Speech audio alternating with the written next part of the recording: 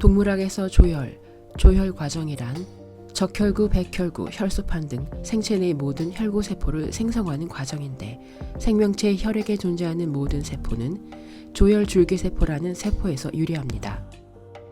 그리고 이 모든 줄기세포는 골수에서 나옵니다. 골수에서 조혈 기능에 일어나는 장애를 조혈기 장애라고 하며, 이것은 혈구 생성의 장애로서 이 장애로는 적혈구, 백혈구, 혈소판 등 전 계통의 장애가 있는 것이 재생불량성 빈혈이며, 과립구계의 장애가 있는 것이 무과립구 중 혈소판의 조혈장애로 혈소판 감소성 과반증이 있습니다. 약물도 조혈기 장애를 일으키는데 클로람페니콜에 의한 재생불량성 빈혈, 해열제, 항갑상선제, 설파제에 의한 무과립구증이 있습니다.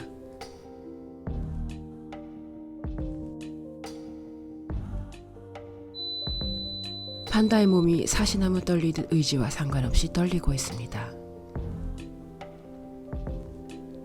쥐고 있던 죽순마저 땅에 떨구는 판다. 의지와 상관없이 근육들은 판다의 몸 전체를 조종하듯 머리, 어깨, 목, 팔, 다리 근육들을 움직이고 있습니다. 마치 일상을 버티는 것에 한계가 왔다는 듯 온몸의 떨림으로 살려달라고 외치는 것 같아 보이는 이 판다는 대한민국 최초의 아기 판다 푸바오입니다.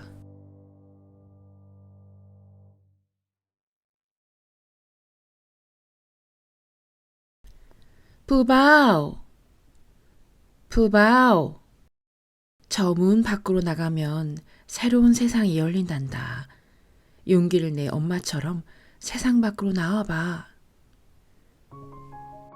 온 힘을 다해 계단을 올라가는 제 딸이 보이네요. 오늘은 푸바오가 세상에 태어나 처음 세상 밖으로 나오는 날입니다. 만 아직 용기가 나지 않나 봅니다. 그럴 땐 제가 도움을 좀 줘야겠지요?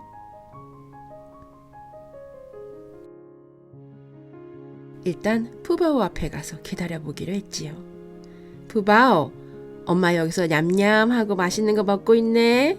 얼른 이리로 나와보세요. 에휴, 안 되겠네, 안 되겠어. 잠깐 물리력을 행사해 우리 딸에게 세상 공기를 씌워줘야겠어요. 저는 푸바오를 데리고 잠깐 세상 밖 공간으로 딸을 옮겼다가 딸이 스스로 세상 밖으로 나올 수 있도록 푸바오가 있던 곳으로 바로 옮겨 놓았어요. 흙냄새가 묻은 몸에서 세상 밖 공기가 마음에 들었다면 딸 스스로 세상 밖으로 나올 수 있도록 해주려고요. 그런데 그곳에 고맙게도 누군가 딸의 세상 밖 첫 외출을 함께 지켜봐 주었어요.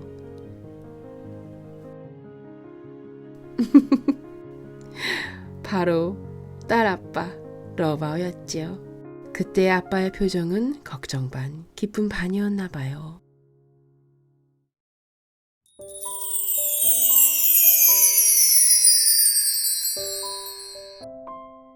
아기 판다 푸바오는 그렇게 세상 밖으로 향했습니다. 안녕하십니까, 푸바오라고 합니다. 푸바오를 세상 밖으로 처음 데리고 나온 아이바오는 푸바오에게 경계와 용기를 가르쳤고, 경계가 조금 풀리자 용기를 내어 세상 밖에서 충분히 누릴 수 있는 자유와 마음껏 세상을 접할 수 있는 권리를, 마음껏 세상을 누비며 행복을 누릴 수 있는 지혜를 가르쳤습니다. 엄마 아이바오는 상냥하지만 엄하면서도 지혜롭고 모성애가 강한 판다였기에 푸바오 곁에서 눈을 떼지 않고 딸을 돌보았고, 재미있게 놀아주면서 독립했을 때를 대비해 판다가 해야 하는 공부를 가르치며 늘 뒤에서 잘 기다려주는 멋진 엄마 판다였습니다. 게다가 사랑과 정성으로 푸바오를 돌봐주는 사육사님들은 아버지, 저 여기 콩했어요. 아이고, 아버지가 조심하라고 했잖아. 에휴. 늘 푸바오의 입가에 웃음과 행복을 머금고 있게 만들어 주셨답니다.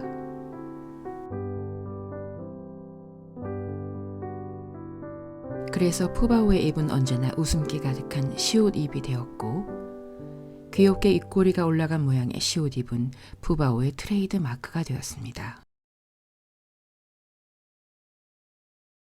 하지만 자신들의 심장을 선뜻 꺼내주어도 아프지 않을 만큼 아기 판다를 사랑과 정성으로 길러낸 두 사육사님들과 푸바오를 사랑하는 많은 이모 삼촌들은 푸바오가 또 다른 세상을 향해 나아가야 하는 문 앞에서 푸바오를 떠나보내야만 했습니다.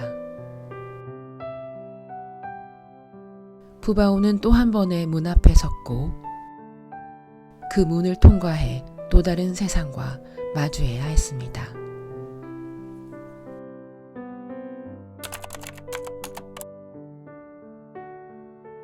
한국에서 푸바오를 볼 수 있는 마지막 날, 할아버지는 매우 경직된 표정과 긴장된 모습으로 푸바오에게 마지막으로 유채꽃을 품에 안겨주셨고, 그런 할아버지를 푸바오는 애처롭게 지켜볼 수밖에 없었습니다.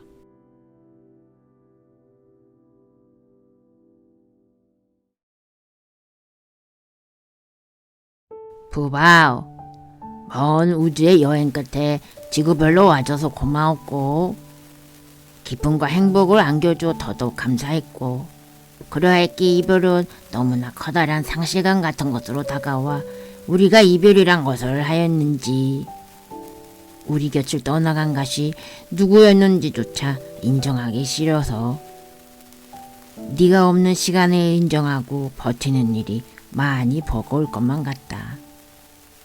하지만 세상 어느 곳에 가게 되건 몸 건강히 잘 지내고 행복해야 한단다. 언제나 너를 사랑해주고 응원해주는 사람들이 있다는 걸 잊으면 안 된다. 알았지, 내 딸?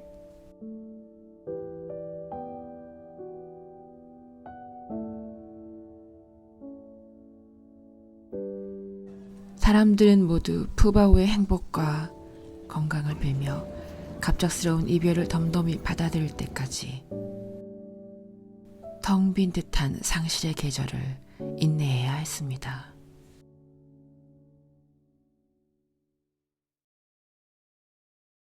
그 후 한 달이 넘는 검역 기간을 거치며 비공개 전시장에 머무르던 푸바오가 하루빨리 공개되기를 기다렸지만 중국에서 푸바오가 사람들에게 공개되는 날은 계속해서 미뤄졌고, 검역 기간에 누군가 푸바오를 접객하는 사진이 인터넷에 유출되었습니다. 그리고 푸바오의 몸엔 보통 사람들의 상식으로는 알 수 없는 의문의 상처들이 기록되었습니다.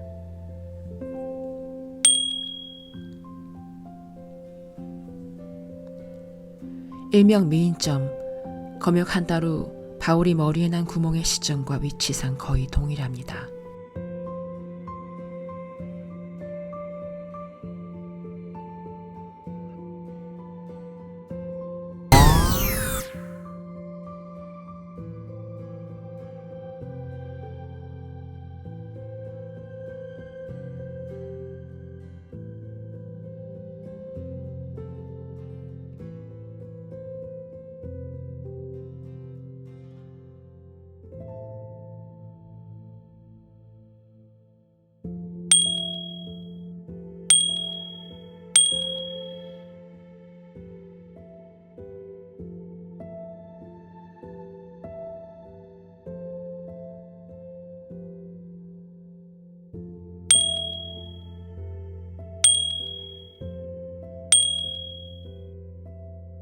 어깨 부위, 척추 부위, 꼬리 부위 등 원형으로 펼쳐진 멍자국은 칭바오가 미국에 가서 검역 후 생긴 상처와 위치가 비슷합니다.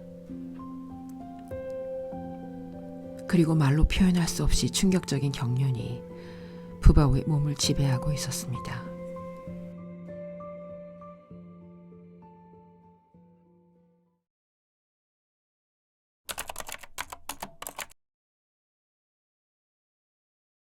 홈페이지에 새로운 뉴스가 올라왔습니다.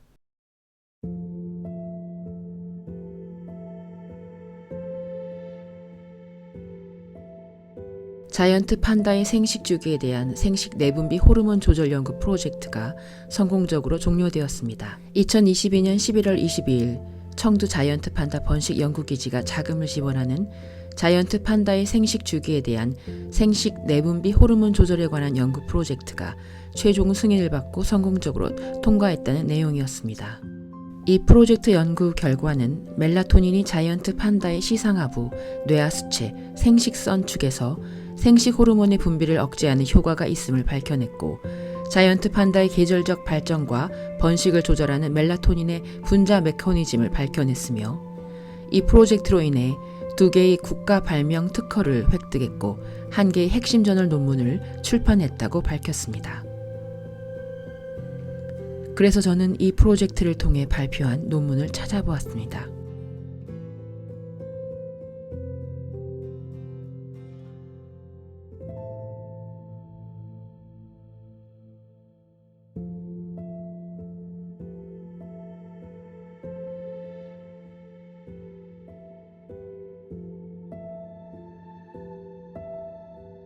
이 논문의 핵심 내용은 멜라토닌이란 호르몬이 시상하부, 뇌하수체, 생식 내분비 축을 조절해 사육 판다가 적절한 계절에 번식 활동을 수행할 수 있도록 하는 연구 논문으로서 성체 판다 3마리를 대상으로 계절적 번식 활동과 그에 따른 멜라토닌과 테스토스테론의 수치 및 상관관계를 판다들의 소변 분석 및 연구 내용을 바탕으로 결론을 도출했다는 논문이었습니다. 논문을 통해 본 실험은 수컷 판다 3마리를 실험 대상으로 놓고 계절 번식기가 될 때마다 소변 양과 소변 성분을 멜라토닌과 테스토스테론 중심으로 결론을 내는 실험 같아 보였지만, 이 논문에 대한 관련 문서를 찾아보고 또 하나의 의문을 품을 수밖에 없었습니다. 중국 청두 판다 연구재단 프로젝트 실식 정보 공개, 내분비 생식 호르몬에 대한 판다의 번식 주기 조절에 관한 연구. 2022년 11월 22일 청두 판다 사육 연구재단은 관련 전문가를 조직해 이곳에서 판다 번식 주기에 대한 내분비 생식 호르몬의 연구 프로젝트를 마무리했습니다. 이 논문은 국가 발명 특허 2건을 취득하여 학부생을 양성하며 발명 특허는 판다 번식에 적용되어 사육 판다 국가로서 번식 관리 대책을 최적화하는 데 도움이 되었으며, 요약하면 이 프로젝트는 사업 계약서에서 정한 목표 과제를 완수하고 경비 사용이 기본적으로 합리적이어서 결제 검수를 통과하는 데 동의한다. 청두 판다 사육 연구재단 지원 사업 실시 상황 감독 검사 기록표, 경비 사용 현황, 정상적으로 사용됨, 감독검사 결과 및 처리 의견, 프로젝트가 정상적으로 진행되어 경비 사용이 비교적 합리적입니다. 지원 사업 실시 상황 감독 검사 기록표, 지원 사업명, 내분비 생식 호르몬에 의한 판다의 번식 주기 조절에 대한 연구, 경비 사용 현황, 정상적으로 사용되다, 감독 검사 결과 및 처리 의견, 프로젝트 수행 및 자금 사용은 정상입니다. 이 문서는 논문 및 연구 프로젝트 경비 사용에 대한 청두 사육 판다 연구재단의 감사 결과 보고서입니다. 그런데 저는 조금 의아했습니다. 계절마다 수컷 판다의 소변을 채취해 연구하는 프로젝트라면 실험이나 수술, 연구 목적의 장비 및 기계들이 거의 들어가지 않는 연구였는데, 얼마나 많은 액수의 연구비가 들어갔으면 이렇게 연구 경비에 대한 감사 보고가 정보 공개를 통해 문서화되었는지 의구심이 들었습니다. 그래서 관련 논문들을 더 찾아보기로 했습니다. 논문 제목: 갑상선 호르몬과 시상하부, 뇌하수체, 생식축. 이 논문은 생식 기능의 조절은 주로 시상하부, 뇌하수체, 생식선 축으로 연결되는데, 이때 갑상선 기능에 이상이 생기면 성호르몬 분비와 생식선 기능에 영향을 미쳐 불임 등을 초래하며 더 나아가 갑상선 기능 장애 및 전체적인 대사 장애를 일으킨다는 내용의 논문이었습니다. 그런데 왜 저는 판다와 갑상선을 연관 지었을까요? 기본적으로 채식주의자인 자이언트 판다 먹이의 99%는 대나무입니다. 채식주의 식단 때문에 판다의 생존 욕구는 극적으로 변했습니다. 먹이를 찾기 위해 민감한 후각이 필요치 않으며 한 번의 먹이를 잡기 위해 거대한 송곳니와 민첩한 몸이 필요하지 않은 것입니다. 판다들에겐 오이처럼 바삭바삭한 대나무를 먹는 것이 더 이득이 되었습니다. 그 결과로 판다들의 주둥이는 다른 곰들보다 짧아졌고 뺨은 다른 곰들보다 훨씬 넓고 동그랗게 변했습니다. 하지만 판다의 식습관이 변했어도 판다의 위와 장은 육식동물의 특성을 유지하고 있으며 대나무의 에너지 흡수율은 매우 낮습니다. 그렇다면 판다들은 특유의 큰 몸으로 대나무만 먹으며 어떻게 에너지 균형을 유지할 수 있는 것일까요? 중국 과학원의 연구원들은 자이언트 판다는 타고날 때부터 갑상선 기능 저하증으로 진화했다는 것을 발견했습니다.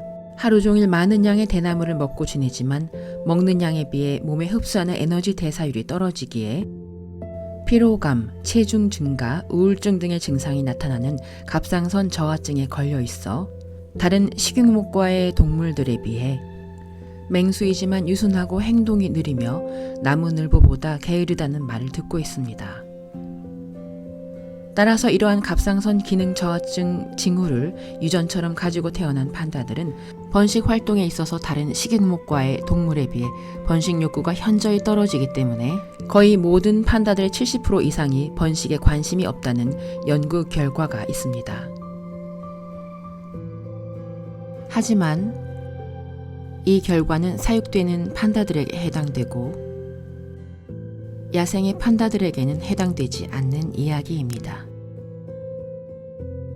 야생에서는 짝짓기 시기가 다가오면 수컷들끼리의 경쟁에서 이긴 판다가 나무 위로 올라가 나무에서 기다리던 암컷과 달콤한 사랑을 나눕니다. 그리고 외로운 친구들끼리는 SNS 계정으로 편지를 교환하는데 칠링 산맥의 갈색 판다가 편지를 써놓고 가면 다른 흑백의 판다가 와서 편지를 읽고 답장을 써주는 방식으로 마킹을 통해 짝없는 싱글들끼리 펜팔을 나누며 열심히 구애의 편지를 나무나 바위 근처에 써놓고 갑니다. 다시 논점으로 돌아와 판다 연구센터에서는 사육 판다를 관리할 때 갑상선 저하증으로 인해 나타나는 대사장애와 번식 문제를 동시에 해결해야 하는 난제를 껴안고 있었습니다.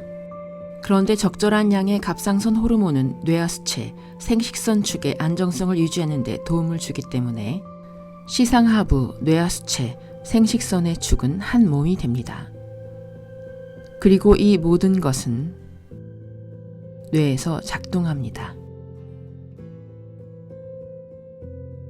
얼굴 미간 사이의 구멍, 파킨슨 환자처럼 떨리던 몸, 시상하부, 뇌하수체, 생식선 축, 등 뒤에 난 상처, 비싼 비용이 들어가는 실험.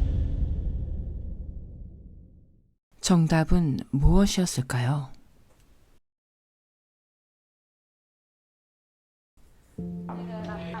정위 위치를 표시해주는 헤드랙의 설치가 완료되었습니다.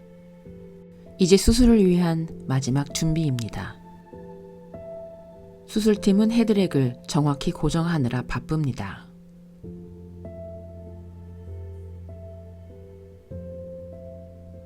오늘 이 수술팀이 준비 중인 수술은 어떤 수술일까요?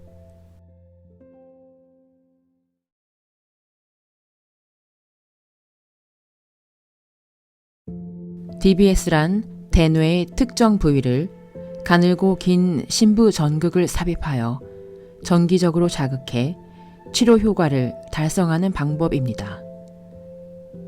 주로 파킨슨병 환자들에게 쓰이는 수술이고 일명 뇌심장 박동기, 브레인 페이스메이커라고 부릅니다.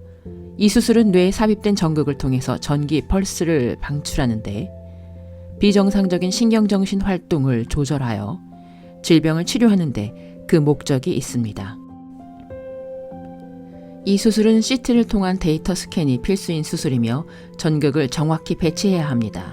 그것을 해내는 가장 중요한 도구는 바로 입체적인 헤드레스트이며 대뇌신경을 받아 물고기에 비유하면 입체적으로 헤드레스트를 설치해 바다 물고기를 탐색하는 기계를 장착한 것과 같습니다.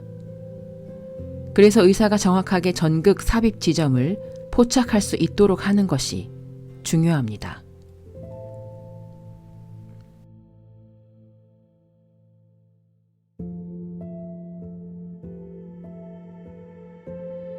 의사는 헤드렉을 세심히 조절하여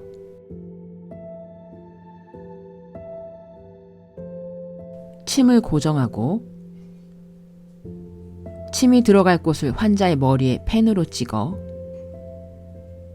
정확한 목표 위치로 침을 고정해 뇌의 360도 전방위에서의 위치를 세심히 살펴 침의 각도를 수정하는데 만약 전극 삽입 각도에 오차가 조금이라도 난다면 수술은 바로 실패로 돌아가는 대수술이며 시간은 3시간에서 6시간까지 걸리기도 하고 비용도 만만치 않은 큰 수술입니다.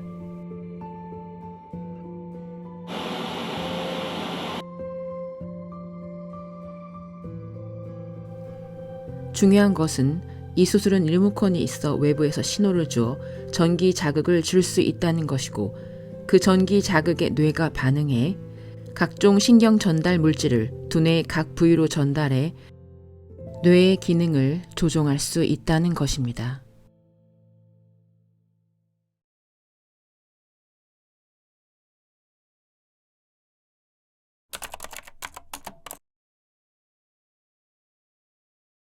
(2024년 8월 31일) 중국 판다 보존 연구센터는 웨이보 계정을 통해 자이언트 판다 푸바오가 위임신을 했다는 것을 공지했습니다. 2024년 사육 관리 기록에 따르면 3월에서 4월경 푸바오는 호르몬 변화 및 비정형적인 발정 행동이 시작되었고 8월 중하순 이후 식욕 저하, 대나무 섭취 감소, 분별량 감소, 활동량 감소, 물놀이 증가와 외음부의 생리학적 변화가 뚜렷이 나타났다. 위임신이란 자기 자신이 임신했다고 생각하지만 실제로는 임신하지 않은 상태를 말합니다. 동물의 신체가 수정되지 않은 임신과 유사한 생리, 행동적 특성을 나타내는 경우입니다.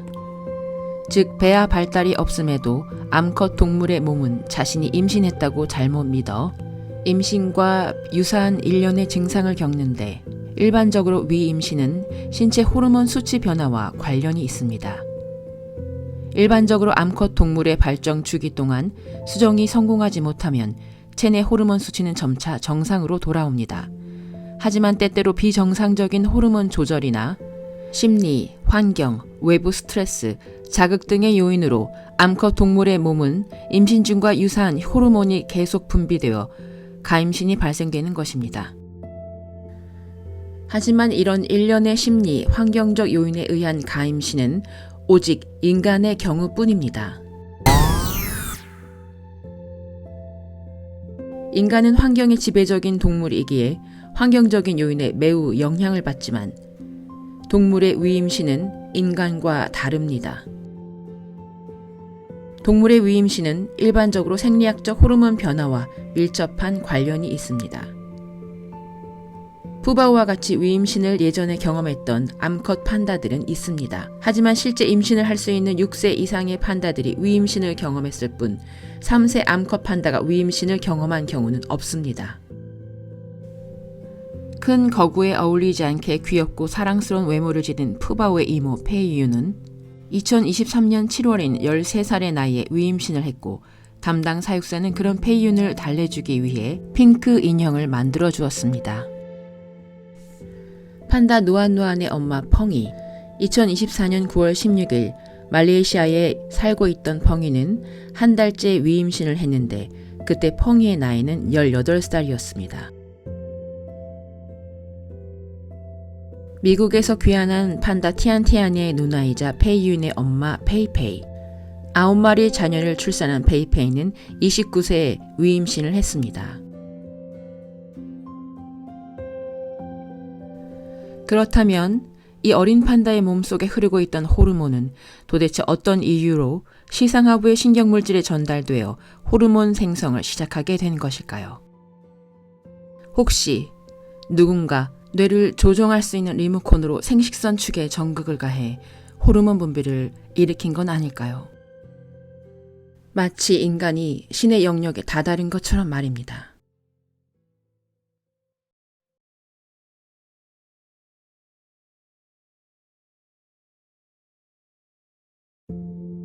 도파민은 중추신경계에 존재하는 신경 전달 물질의 일종으로 중뇌의 영역에서 도파민 신경세포에서 분비되어 신경신호 전달뿐만 아니라 의욕, 행복, 즐거움, 기억, 인지, 운동 조절 등 뇌의 다방면에 관여합니다.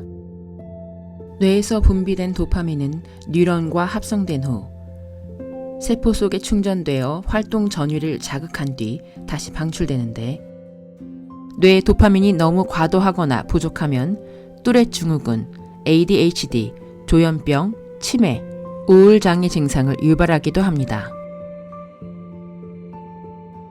뇌의 도파민을 생성하는 세포가 특이적으로 파괴되어 운동 능력이 점차 떨어지는 질환이 파킨슨병인데, 연구 결과 파킨슨병을 앓고 있는 환자의 뇌 속에는 도파민이 부족하다는 사실이 밝혀졌고, 따라서 도파민은 파킨슨병 치료에 사용됩니다.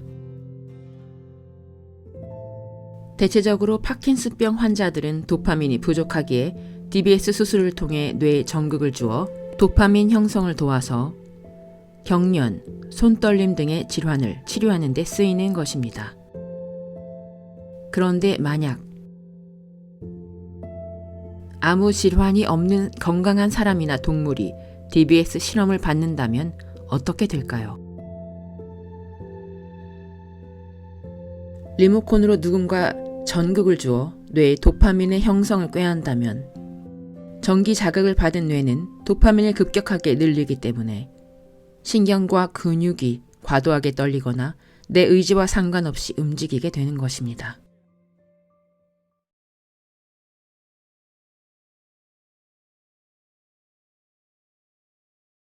중국에선 판다를 부르는 말이 따로 있습니다.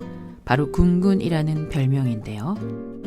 군이라는 뜻은 중국어로 구르다, 회전하다 등 동그랗게 몸을 말아 떼굴떼굴 구르는 모습을 말합니다. 사람들은 판다가 구르기를 잘하는 동물로 인식해 구르기를 잘하지 않는 판다는 건강한 판다가 아니라며, 사육사들조차 판다는 잘 구르는 동물이며 즐거울 때나 화가 날 때나 기쁠 때에도 구른다며, 귀엽고 사랑스러운 동물이 잘 구르기까지 해서 군군이라는 별명이 붙여졌다고 합니다.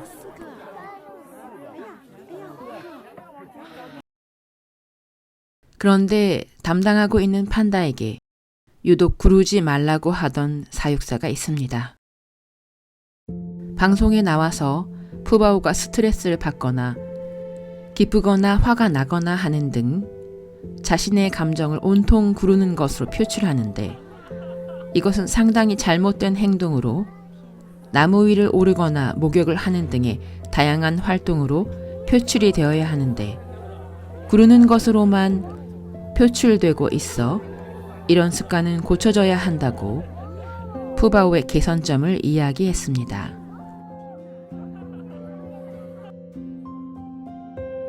하지만 정말 이것 때문이었을까요?